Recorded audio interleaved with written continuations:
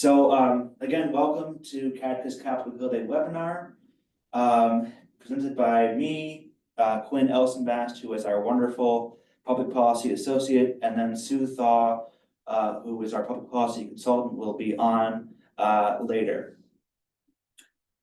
So Capitol Hill meetings this year take place on Wednesday, February 5th, 2025, between 11:30 a.m. and 5 p.m. And they are your opportunity to meet with members of Congress and or their staff and educate them about the work that you're doing, the challenges you're facing in your community, and how members of Congress can work with you to make a difference in your communities. So Capitol Hill meetings are your chance to tell members of Congress all about your coalition and the work that you're doing, the challenges you're facing. And then, as we'll get into later in the presentation, we're going to have some federal asks as well.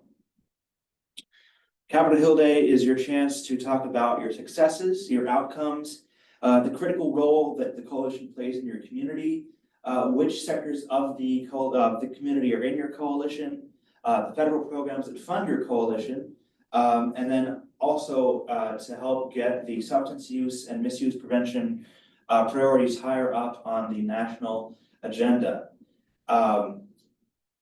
The really important thing is to emphasize that your coalition is doing the work in your communities. And if you receive federal funding, like if you're a DFC grant or a Stop Back grantee or a CARA grantee, make sure you mention that in your meetings.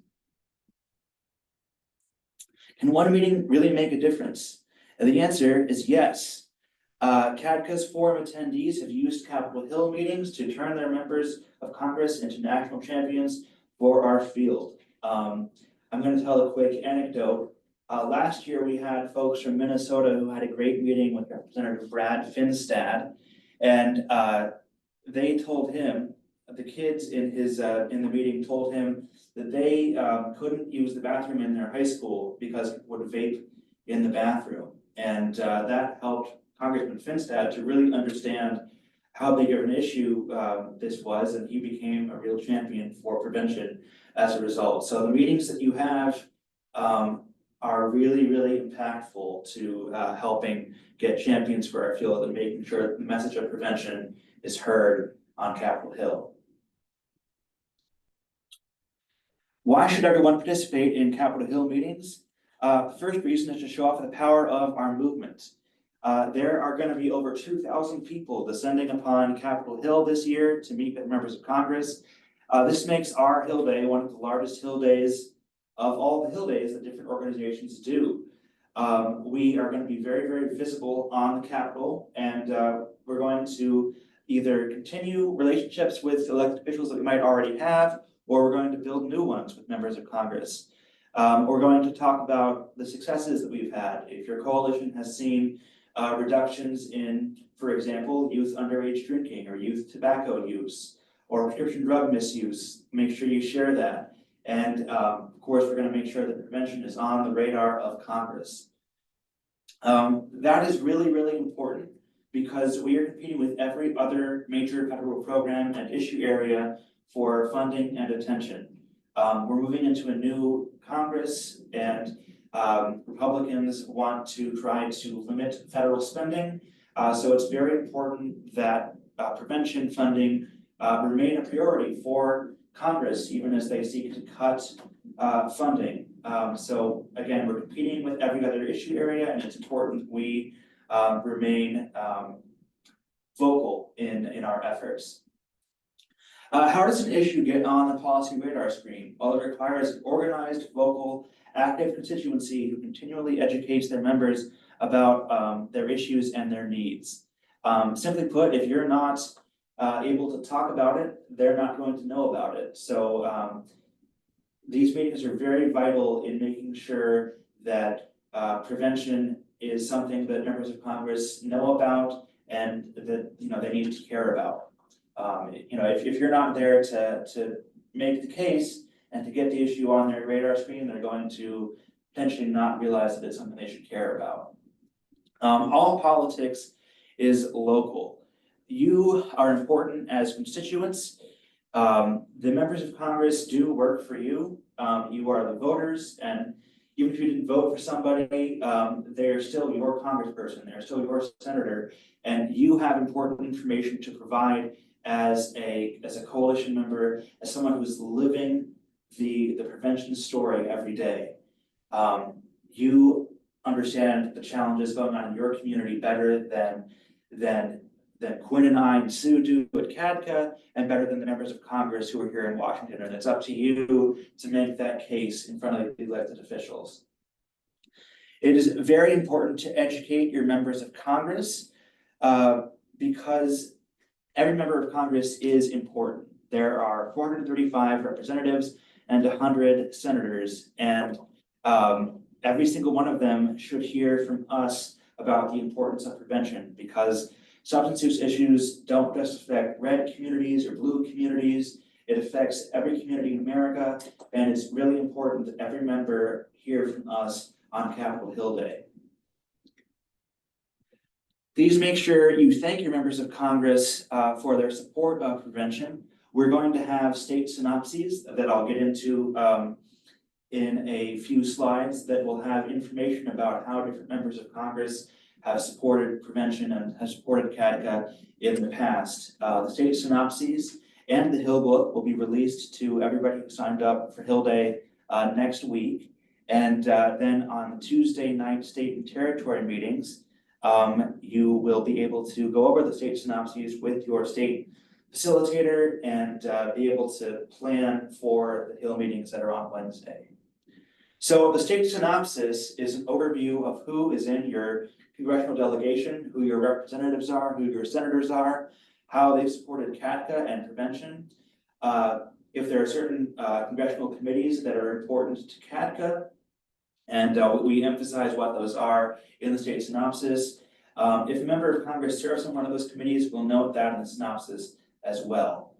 This is an example for New Hampshire. It is a couple of years old, but it does have information about the number of DFC grantees in New Hampshire, the number of STOP Act grantees, the number of CARA grantees, your members of the House, your members of the Senate, and then how, in this example, Senator Hassan and Senator Shaheen have supported prevention. Every single state and territory has one of these state synopses.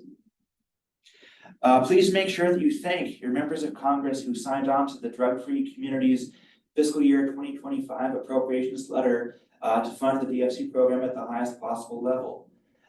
Every year, Congress has to decide how much money federal programs get, including DFC. And the DFC letter that CADCA helps coordinate and get members of Congress to sign on to is a critical part of that effort. And as a result, we've seen DFC be funded at record levels, even during Congresses that might not be as open to spending money. So it's very important that you thank members of Congress who have supported prevention. Make sure that you're highlighting the programs that fund your work. As I mentioned before, if you receive STOP Act funding or CARA grant funding or some sort of other federal or even state funding, please mention that to your congressional delegation. It's vital that they understand that the money that they are appropriating to programs is actually working and going towards programs and activities that work. And so if your coalition relies on that federal funding, then please mention that to your elected officials and their staff. This is an example from last year's Hill book of the CADCA priority programs, their funding levels for fiscal year 2024, and the funding levels that we were asking for fiscal year 2025. This year, we're currently in fiscal year 2025. It started back on October 1st. Congress did not finish their appropriations work for fiscal year 2025. So we're currently operating under a continuing resolution that runs through March. So during this Hill Day, we get to ask for the highest possible funding levels for not only fiscal year 2026, which is upcoming, but we will also list out the highest funding level in the House and Senate bills for various prevention programs that you can ask for fiscal year 2025. which again, Congress is still working on the funding levels for fiscal year 2025. Between fiscal year 2009 and fiscal year 2024, funding for prevention has been cut by 27.3%. Our field can't afford to be cut any further, because as all of us on this webinar know, the funding that we get, the DFC program, the CARA grants, the STOP Act grants, federal funding and federal work towards prevention does work. Our youth, our communities are better for it because we are working to reduce youth substance use in our communities.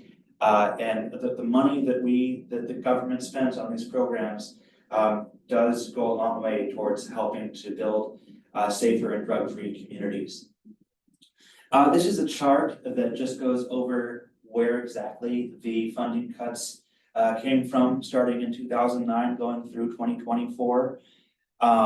As you can see, the Safe and Drug-Free Schools program was zeroed out after 2009, and that has hurt the prevention field tremendously. And over time, we have gradually gotten back funding and things like drug-free communities and CARA and the 20% prevention set aside and the block grant to help reduce the funding cuts. But certainly the funding for prevention has still been cut. I'm going to do a very 30,000-foot overview of the asks in the Capitol Hill booklet. Again, the Capitol Hill booklet will be available next week along with the state synopses. It's something that we are still editing, and it contains information on the federal asks that you can talk about in your Hill meetings. The biggest one is the Drug-Free Communities Program. Many of you are either current or former DFCs, and we want to make sure that the DFC program is funded at the highest possible level in fiscal year 2025 and 2026 and is reauthorized. We want to make sure that the CARA Section 103 enhancement grants that allow current and former DFCs to do more with more intensity to reduce prescription drug misuse are funded at the highest possible level. We want to make sure that programs in SAMHSA's Center for Substance Abuse Prevention programs are well funded. That includes the STOP Act, which allows current and former DFCs to do more to reduce underage drinking. The SPF-PFS grant program, the 20% prevention set aside in the Substance Use Prevention, Treatment and Recovery Services Block Grant, which is the largest single source of federal funding for prevention. We'd also like you to talk about addressing the unintended consequences of hemp legalization in the Farm Bill. So for those of you who don't know, in 2018, Congress passed the Farm Bill that legalized hemp, and enterprising chemists just learned that you could create semi-synthetic cannabinoids like Delta-8 THC from the CBD in hemp, and that has caused semi-synthetic cannabinoids like Delta-8 to become available essentially everywhere. And so a congresswoman from Illinois named Mary Miller introduced an amendment to close the loophole in the Farm Bill that we would like you to talk to your members of Congress about and encourage them to support. We'd also like you to talk to your members of Congress about the Keeping Drugs Out of Schools Act, which would help coalitions to do more in schools. Talk about youth vaping and nicotine prevention efforts, and then ask your member of Congress to oppose the Safer Banking Act, which would give members of Congress access, or not members of Congress, would give marijuana businesses access to the banking system. Moving along, back to the DFC program, we're asking that the DFC program, again, be funded at the highest possible level and for Congress to reauthorize the program. In the end of the last Congress, the House passed a DFC reauthorization bill that would have increased funding for DFC, reauthorized it through fiscal year 2031, and would have made some other changes to the program, but the Senate ran out of time before they could pass the bill, so we're asking that the program be reauthorized as soon as possible. This slide essentially goes into more detail on what I just said, but the changes to the DFC program that were included in the bill in the last Congress authorized DFCs to be eligible to compete for a third 5 years of funding. Right now, it's just 2 5-year periods, 10 years total. It increased the maximum yearly grant amount from $125,000 to $150,000 per year, and it eliminated the increasing match requirements for grantees after year 5. It would only require a dollar-for-dollar match for all grantees for all 15 years of funding. As I mentioned, the Senate didn't pass the bill before the end of last Congress, so it didn't become law. And unfortunately, that means that the legislative process has to start all over again in the House and move to the Senate, in sort of a very 11th grade civics class kind of way. The DFC program needs to be reauthorized, and this is the way to do it, is to advocate for that on Capitol Hill Day. As I mentioned, the new Congress is looking to cut federal funding, so by making the case for the DFC program, we can help ensure that it remains in a robust position from a funding standpoint in fiscal years 25 and 26. The Hill Day booklet has other asks in it that I've already gone over, but just the Stop Act enhancement grants, the CARA Section 103 enhancement grant program, which incidentally also has to be reauthorized. The proliferation of synthetic and semi-synthetic cannabinoids in the Farm Bill, helping to co-sponsor the Keeping Drugs Out of Schools Act, addressing youth nicotine and vaping prevention. The DFC program has been around since 1997. It was funded at a record $109 million in fiscal year 2024. DFC coalitions target the entire community with comprehensive, effective strategies that involve all sectors of the community. In October, a new evaluation was released on the DFC program, and this graph shows that DFC coalitions have seen reductions across alcohol, marijuana, tobacco, and prescription drugs in middle school and high school students since the inception of the program, and also among the most recent cohort of DFC grantees that was evaluated. This is some data from Monitoring the Future that shows that among 12th grade students, drug use still remains a tremendous problem. 41% 12th grade students, or 41.7% of 12th grade students report using alcohol in the past year. 21% report vaping nicotine, 5.9% use nicotine pouches, 25.8% use marijuana. So as wonderful as it is to see these reductions on this previous slide, there still certainly is work for us to do as DFC coalitions to reduce substance use in our communities. We can see that there's a variety of ways that 12th grade students are using marijuana, whether it's smoked, in edibles, in drinks, or if it's vaped. We have made tremendous progress in prevention over the years of being DFC grantees, but there's still a tremendous amount of work to be done, and this is another example of that. Some background information on the CARA Enhancement Grant Program. The CARA Enhancement Grant, so CARA stands for the Comprehensive Addiction and Recovery Act, and it includes a grant to allow current and former DFCs to do more to reduce prescription drug misuse. Again, if you're a CARA grantee or you'd like to be a CARA grantee, mention this to members of Congress, and so they can understand how important the CARA Enhancement Grant Program is when you're talking to them. The Sober Truth on Preventing Underage Drinking, or STOP Act, provides grants to current and former DFC grantees to deal with underage drinking.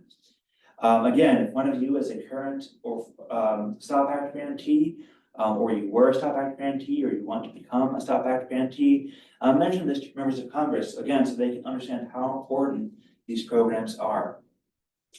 The Substance Use Prevention, Treatment, and Recovery Services Block Grant is the largest federal formula grant to state alcohol and drug authorities, amounting to over $2 billion in fiscal year 2024.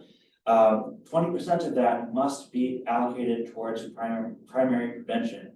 which amounts to $401.6 million in 2024. So this is the largest amount of prevention funding that is available. All members of Congress need to understand that there is an urgent need to focus resources and efforts on stopping substance misuse, that the various drug epidemics, like the opioid epidemic or the stimulants epidemic, can't be addressed successfully without a much higher emphasis on stopping underage drinking, on stopping nicotine and marijuana vaping, and stopping prescription drug misuse before those behaviors start.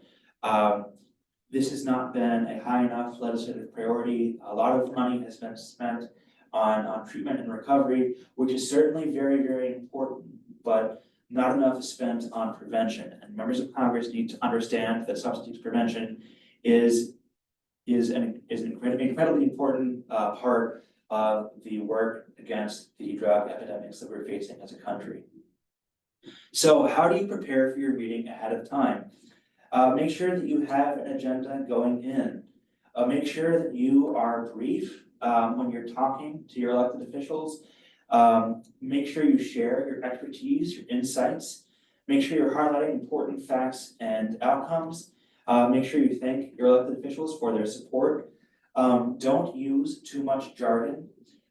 Don't be so full of information that you overwhelm your elected officials or their staff. Most of the Hill meetings are going to last about 15 to 20 minutes. So brevity is really important, making sure that you're really getting at the heart of the issues you want to talk about. Also, many of you are going to be part of large groups, especially for your Senate meetings. A good example is New York. There's going to be almost 200 people from New York who are going to be meeting with Chuck Schumer and Kirsten Gillibrand. Being able to be brief in that meeting is really important. So you don't want to spend the entire time introducing yourself before the meeting is over. I want to make sure that you are able to speak succinctly about these issues. The Public Policy Department, which is myself, Quinn, and Lauren, are still working to confirm all of the Capitol Hill Day meetings, and we'll be doing this up through February 5th. You can see the list of scheduled meetings at catica.org/CHD scheduling. That list is being updated every day with more meetings, so if you don't see your meeting yet, sit tight. Quinn, Lauren, and I are working on it. And we thank you for your patience as we work to schedule all of the meetings. If for any reason a member of Congress did not meet with you, you can always contact us at publicpolicy@catica.org, and you can get information to contact that congressional office. If you have any questions between now and Capitol Hill Day, you can always talk to us as well. You can either email publicpolicy@catica.org, or we'll have the info booth at Forum. We'll have a separate booth actually from the info booth, the Capitol Hill Day booth, and you can ask us questions at that booth. We're there to help you. For those of you who were with us last year, we did have Capitol Hill Day buttons. We just got new ones. They are magnetic, they are free, and they'll have a QR code on them that will allow you to, you can scan it with your phone, and it'll take you to a landing page that contains the Hill book, the state synopses, and a link to that meetings list page, that catica.org/CHD scheduling. So how does Hill Day work this year? All of the meetings are in person. Buses will depart from the Gaylord Hotel starting at 10:30 a.m. and will run on a loop until 6 p.m. The last bus is at 6 p.m. So if you're in the DC area that evening and you need to ride back to the hotel, 6 o'clock is your last bus. There won't be any more buses after 6 p.m. Logistically, it's about a 15 to 20 minute trip from the hotel to the drop-off location, which is Garfield Circle. The buses pick up to go back to the hotel at Peace Circle. There are many, many buses that each carry, I think, 56 people. So we'll just be constantly going on loops from the hotel to the Hill and back throughout the day. I want to talk briefly about the logistics of moving around Capitol Hill. because when you get off the bus at Garfield Circle, you're gonna be looking up at the Capitol building. And if you look to your right, you'll see the House office buildings, which are Rayburn, Longworth, and Cannon. The Rayburn building and the Longworth building have unique numbering systems. The Rayburn building, everything starts with a 2. So for example, room 2347 is on the 3rd floor. In the Longworth building, everything starts with a 1, so room 1237 is on the 2nd floor. The Cannon House office building has a conventional numbering system, so room 237 is on the 2nd floor. And then if you're standing at Garfield Circle and you're looking across to the left and back a little bit, you'll see the Senate office buildings through the trees. They are the Russell Senate office building, the Dirksen Senate office building, and the Hart Senate office building. And they're like the Cannon building, they all have conventional numbering systems. So, like I said, room 237 is on the 2nd floor. Some of you, New York and South Dakota come to mind, are gonna be meeting in other locations, either the Senate Visitor Center or the US Capitol itself. Those meeting locations are noted on the website, and you can always ask us about them when we're at forum. Also, for those of you who are from warm places, DC, especially this winter, has been incredibly cold and snowy. So please make sure that you dress for winter weather, nice coats, warm coats, comfortable shoes. It is a lot of walking. Capitol Hill is called Capitol Hill because, believe it or not, it is on a hill. So making sure that you are comfortable with walking and wearing shoes that you can walk around in, I think is going to be really important as well. Quick note about youth. Actually, I'll turn it over to Quinn and she can tell you about the youth on Capitol Hill. Yes, thank you, Chris. Hello, everyone. As Chris said, I'm the Public Policy Associate here at CADCA. I know I've emailed back and forth with a couple of you, but yeah, really looking forward to Capitol Hill Day, and you all have been great and very responsive to everything. So yeah, very excited for it. But looking ahead at youth in meetings, obviously we're very fortunate that a lot of youth are coming and they are a great asset to these meetings. And as Chris mentioned, often very impactful from their own experiences to talk about. Uh, just regarding that, yeah, very important to give youth the opportunity to speak in those meetings. Proper preparation is also key. As we mentioned, overall, just going in with a plan for all of these meetings, regardless of anyone's age, is awesome. But yeah, really being able that they know what they're going to say and can deliver that to the members is really impactful. And then, yeah, giving them the opportunity to debrief the experience afterwards and kind of learn from it and reflect on that is really important as well.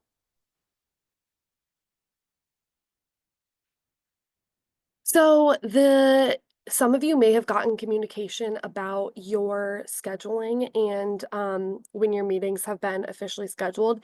If you haven't heard anything yet, we are most likely still in the process of it, and we will follow up with you afterwards.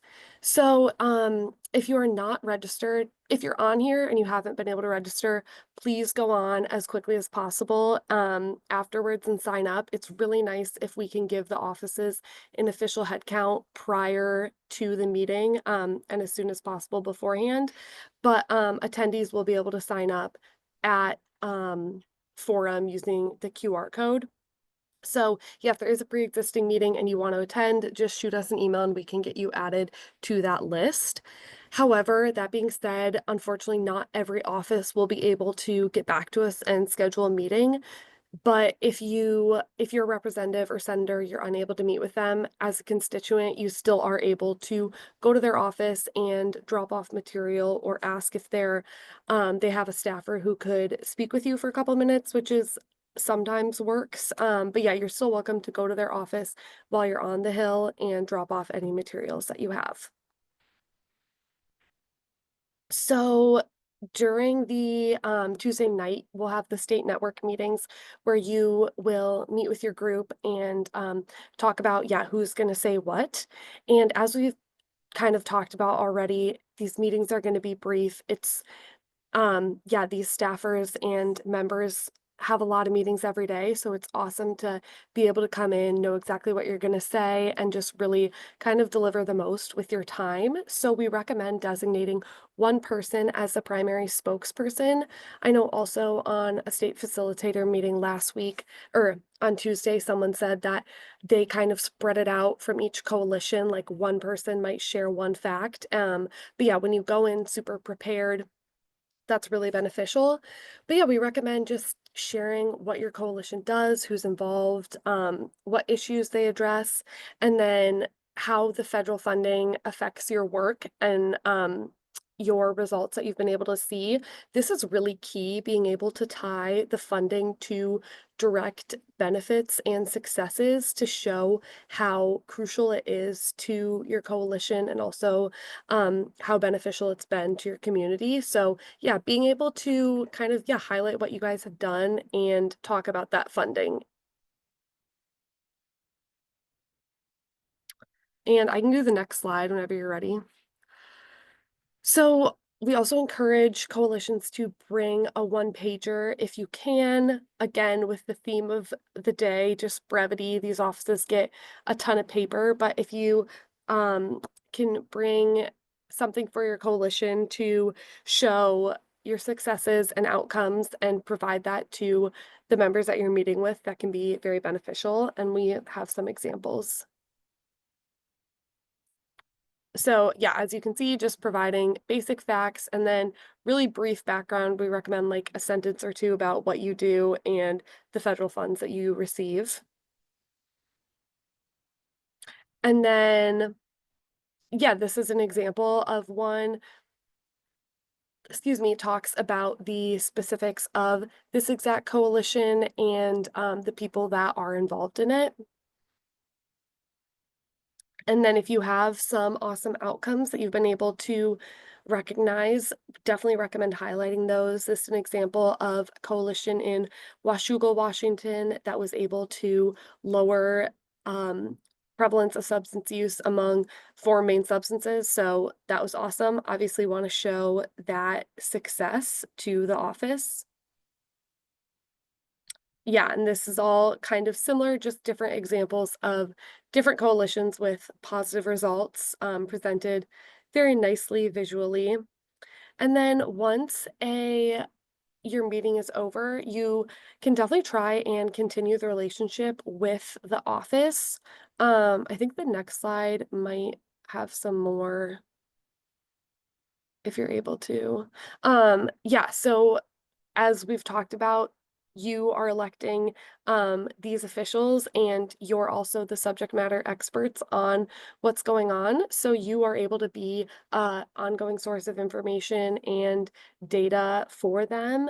And then also every office has a senator and representative's office has offices in your state and district. And so being able to communicate with their district staff is also really key. Those staff live in your communities, and so you can invite them to events. And for more of a relationship with them, a lot of times you can ask for their contact info at the meeting that you're at in DC, and then form a relationship back in your community as well.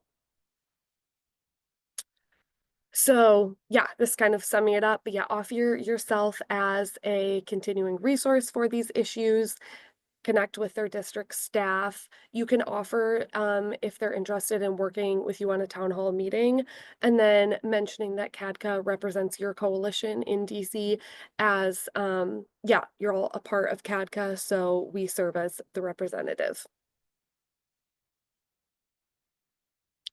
Then when you get back home after Capitol Hill Day, we recommend just sending a thank you note to those that you've met with and reiterating your asks, just making sure that that is on the top of their mind and yeah, thanking them for the time that they spent with you. So, yeah, as I mentioned, make sure to get the contact information for the members and staff you met with, and then also you can talk to their district staff as well. And if you have materials that you'd like to share with them, you can send that over too. We recommend downloading the app on your smartphone, as that will also assist with Hill Day appointments and information of everything going on at Forum.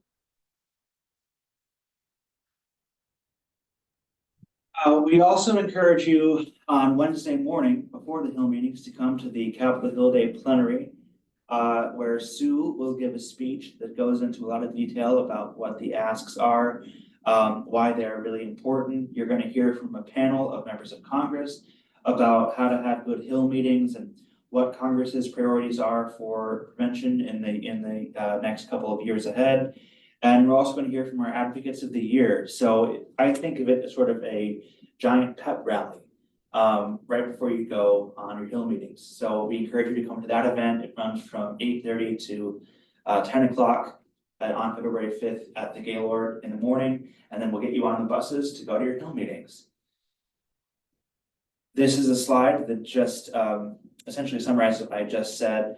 But again, that Hill Day plenary is Wednesday, February 5th, 2025, starting at 8:30 a.m., going until about 10 o'clock in the morning. So just wrapping up here, Capitol Hill Day is your unique opportunity to make a difference by educating members of Congress about the prevention programs that help your work, the work that you're doing, and allows you to help translate your local successes into national successes. And your members of Congress do want to hear from you, both on Capitol Hill Day and throughout the year. So for some of you, this may be the beginning of a relationship that you have with your members of Congress or their staff people. And that can be really, really important, not only from an advocacy standpoint, but they can help with your coalition as well. So I'm going to say thank you, and I saw some questions. I'm going to stop sharing my screen. I saw questions in the chat. One of the questions was, are there things we can't bring to the Hill? And the answer to that question is yes. Please don't bring weapons, knives, fireworks, narcotics, stuff that you wouldn't bring to an airport. Don't bring it to the Hill. I'm going to find the link to the Capitol Hill webpage about what not to bring, and I can send that out with the recording of this webinar. Actually, Laura, thank you for dropping it in the chat. That's very helpful. Essentially, walking into the Capitol is sort of like an airport. There are metal detectors. You won't have to remove your shoes, but you might have to remove like your belts or other metal clothing. The Capitol building is one of the most secure buildings in the world because of what's gone on over the past 4 years. So we recommend always allowing extra time in case the security lines are long. But in my experience, at least, they do tend to move pretty quickly. Some years ago, box lunches were provided. Will lunch be provided this year? Unfortunately, no, we won't be providing lunch this year. However, the neighborhood around the Capitol building is full of restaurants on the Senate side. So if you're standing in Garfield Circle, you're looking to your left, where the Senate buildings are. Behind them is a place called Union Station that has plenty of food options. And then there's also Starbucks, pizza places, McDonald's around there as well. So there are plenty of food options. Also, I wanted to jump in and just add two things. Most meetings recommend being around 10 minutes early. Some offices are pretty small, so you might have to like wait outside in the hallway beforehand, but just I think doing everything in your effort to be on time is key for these meetings. And then similarly with that, a lot of times these offices do have like last minute changes, especially if you're meeting with the member themselves. So some people have been listed as day of point of contacts, and that may have been noted in your email confirmation. If that is you, that's totally fine. That just means the office has your cell phone number. And if for some reason they need to make a change, they will contact you. It's totally pretty low requirement. If you have any questions, feel free to email me, but it's just you'll receive a call if they need to move it. But other than that, it's no work on your behalf.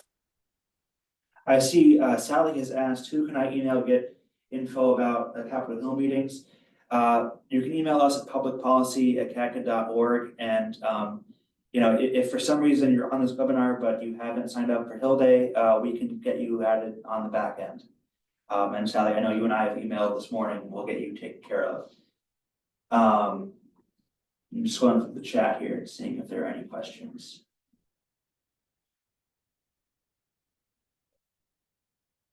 I don't see any meetings from New Jersey on the schedule. Or meetings still being added? Yes, they are. Meetings are still being added for New Jersey and for many other states as well. Most Hill offices don't schedule meetings more than 2 weeks in advance. So this week and next week are very busy for us, confirming all the meetings, and we're uploading them as fast as we can as soon as we get them. Let's see.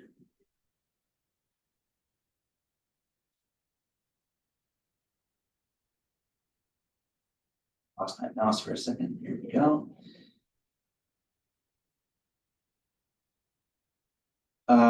Great deal of stress about being late for those who had early meetings. So to solve that, we have made it so that meetings do not start earlier than 11:30 a.m. And buses also leave earlier at 10:30. So we have essentially adjusted the timing to avoid the worries about people who have meetings that are really early in the day. Is the CADCA app live? Not yet. Our IT staff is still working on it. It'll be available next week.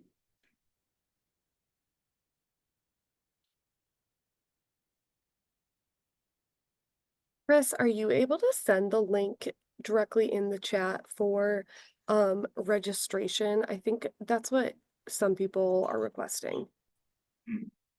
I may be able to do that. I will try to figure that out if you want to take over answering some of the questions. Yeah, I'm happy to. Yeah, I think.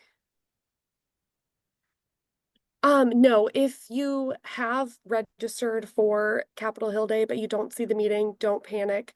A lot of them are still being scheduled and we have you on the list. It's just we're still in the process of things. And so, yeah, once it's been scheduled, you'll hear from us. Dress code, that can really be what you want it to be. Some people for Hill meetings definitely dress a little more business professional, whereas other people some coalitions have matching t-shirts. We definitely just recommend that you're comfortable. You will be walking a lot, and so wearing comfortable walking shoes. But yeah, there's a variety of attire, so whatever you feel comfortable in.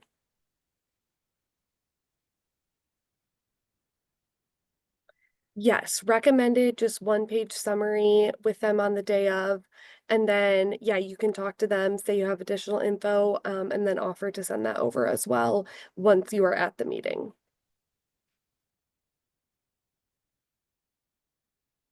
Oh, thank you, Laura, for sending that registration. Chris, it's been sent. Awesome. Yeah, thank you. My computer is about to die. I'm gonna come plug it in. So Quinn, if you can answer questions for a few more minutes, I'll be right back. Sorry, everybody.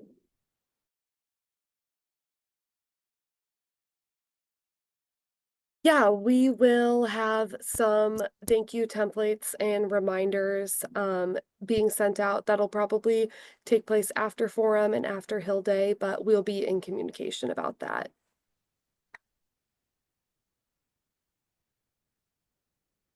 Yes, all members of Congress who have responded to our office, you will be meeting with them. I will say with newer members, a lot of their offices are not set up yet. And so, one moment. Yeah. Okay, sorry about that. So, um, we, one second.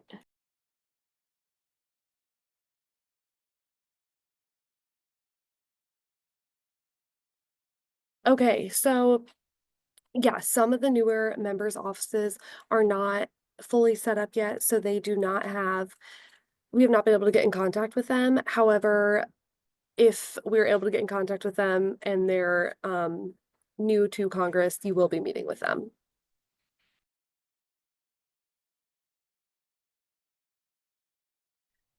Yes, in regards to Michigan, that's probably just still in the works, and they will communicate with you once those meetings have been scheduled.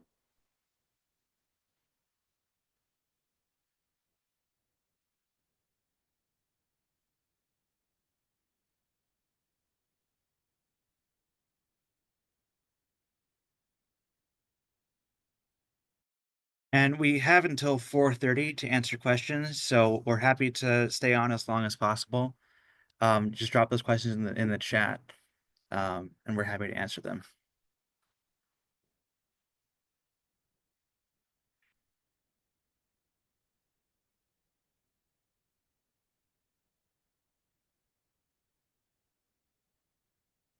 Last year, we sent thank you templates and other templates to our representatives. Uh, Essentially, that's what was just in the slides that we shared. I mean, we're going to share the slides anyway, along with the recording of this webinar. But we can definitely send the slides or the templates in those slides as well.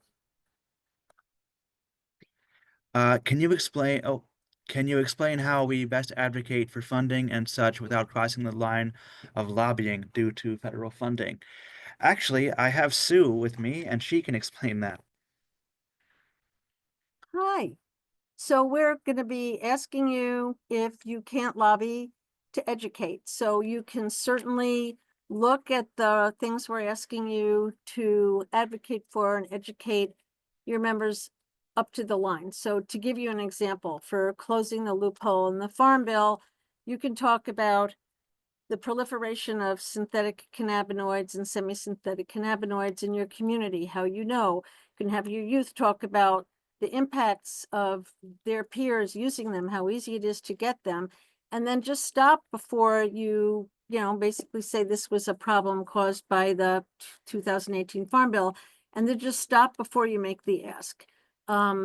Usually, if you have a big enough group, like New York, a number of states have 200 people. There's someone in the group who can, make the ask. If you don't have anyone who can, you're going to tell them that CATCA represents you in Washington, and we are registered to lobby. We can follow up and make the ask. So let them know what funds you, what is important to you as far as making sure that, the money isn't cut, but then stop there. So there's definitely a way to educate and then stop before you cross the line into lobbying. So lobbying is taking a specific position on a specific piece of legislation.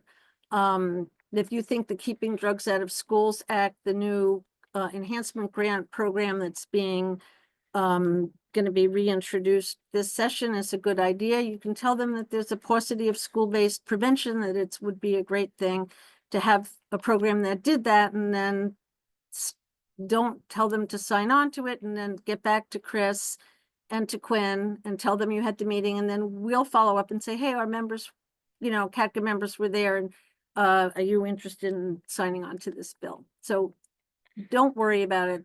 Definitely, most of this is to educate them on who you are, what you do, what the problems you're facing in your community are, how what you're doing to deal with them, what funds you to be able to do your work, the outcomes you've had, the successes you've had, and how important prevention is. And none of that is lobbying.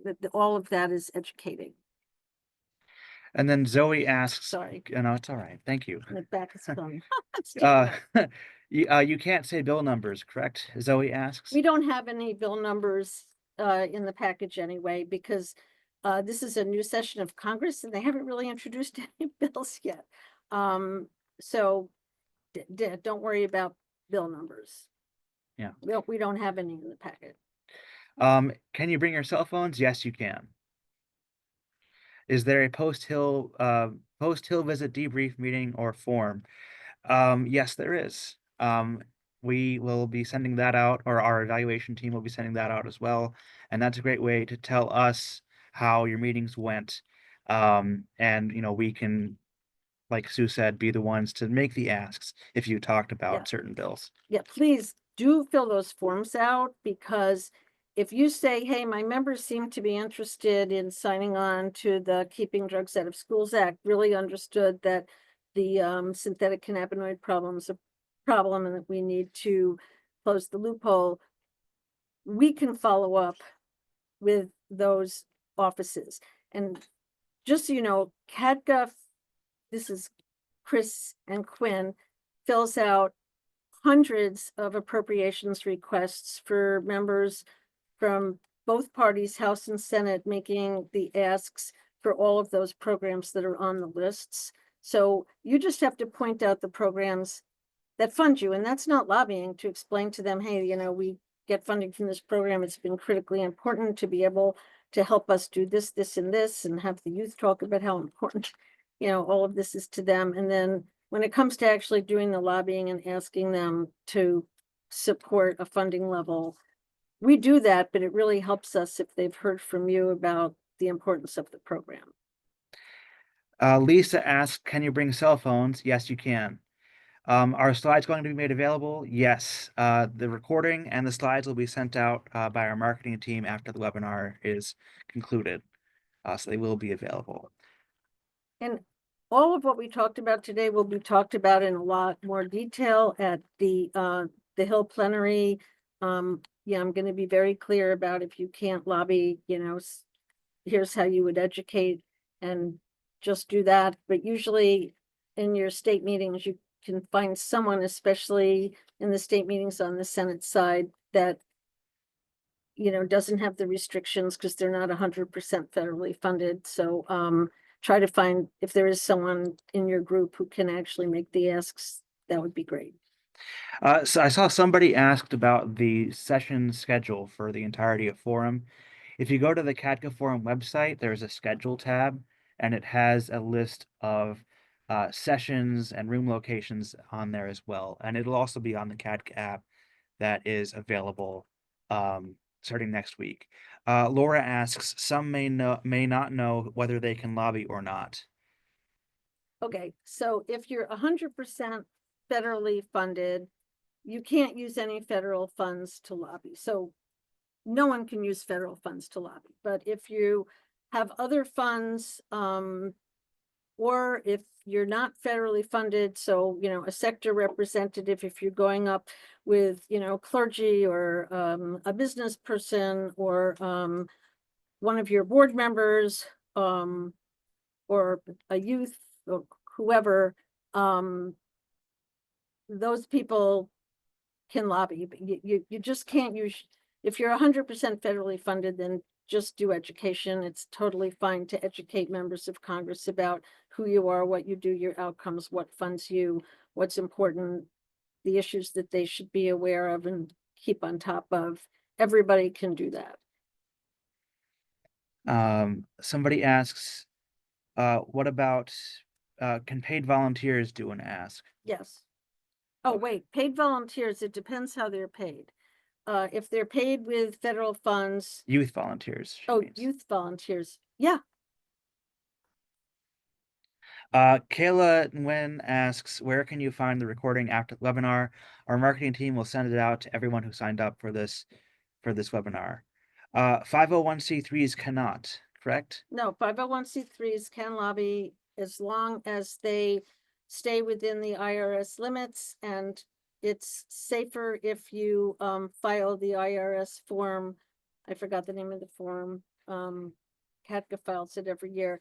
501c3s can legally use up to 20% of their first $500,000 in income to lobby, but they can't use any of their federal funds to do it. So that's a misnomer, that 501c3s can't lobby. They can, they just can't use any federal funds to do it. It has to be other funds. Someone has a question about Samples Prevention Day. I don't know, Sue, if you have updates on that you can share. So far, nothing has changed, but if anything does change, we will let people know.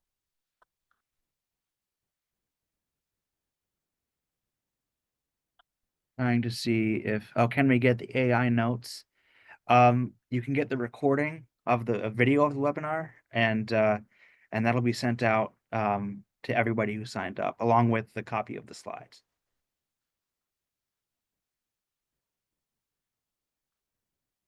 Oh, did we talk about the Hill packet yet? Yes, we did. And so do you know when we might be sending it out? Did you talk to them about that? Because Yeah. we don't print the Hill books anymore. You know, I think Chris told you you can scan your button and bring it up. But if you want to have leave behinds of the asks or anything in the book for your members, then you're probably going to need to print it out at home and bring it with you. And so Chris will tell you when he thinks we're going to be emailing those and what the title of the email will be, so you all know to look for. So what's going to happen is we're going to have the marketing team send out an email on January 28th with the Hill booklet that you can print out at your home, at your office, wherever you want to print it. If you need to print extra copies at the hotel, there is a FedEx on site that you can print, but that'll be sent out on the 28th, here in about 5 days. So if there are things in it that you think are specifically important to your community and, you know, what it is that you want to educate on, you know, print multiple copies, because everybody's going to have 3 meetings. One with each of their senators, that's 2 meetings, and then one with their House of Representative person. So it probably is good to have more than one copy of the stuff. I agree. We also have a question: is Prevention Day applicable to youth? I mean, I think it would be in certain You know, ways. it's mostly adult sessions, but it's not that they wouldn't, you know, be interesting to youth. Yeah, so youth can attend Prevention Day, Yeah, but it is targeted towards adults.